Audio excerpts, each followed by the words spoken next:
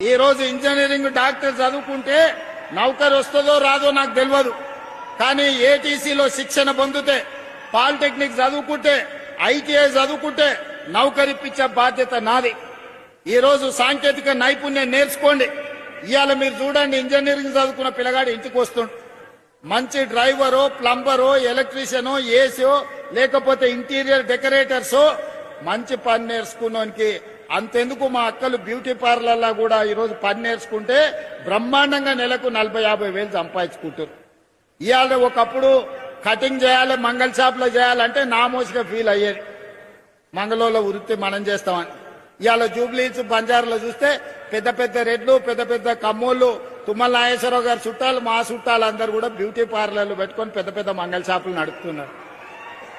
కాలం మారింది. కాలం మారింది కాబట్టి పని నేర్చుకోవాలి.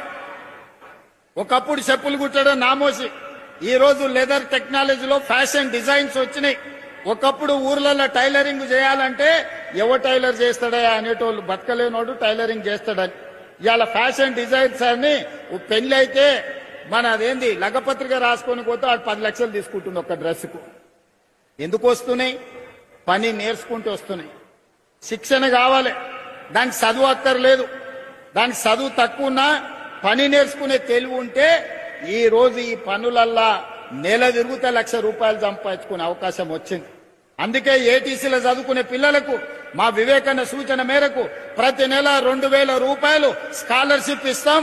ఇంటి నుంచి బియ్యం తెచ్చుకొని తాలూకా హెడ్ క్వార్టర్లో ఏటీసీలో చేరితే 2 ఏళ్లలో ₹1,00,000 సంపాదించుకునే ఉద్యోగం వస్తుంది. అందుకే మా పిల్లలకి ఈరోజు నేను సూచన చేస్తున్న యువకులకు, కాళ్ళ మీద నీళ్లు దొక్కుకోండి, మీ తెలివితేటల్ని ప్రదర్శించండి.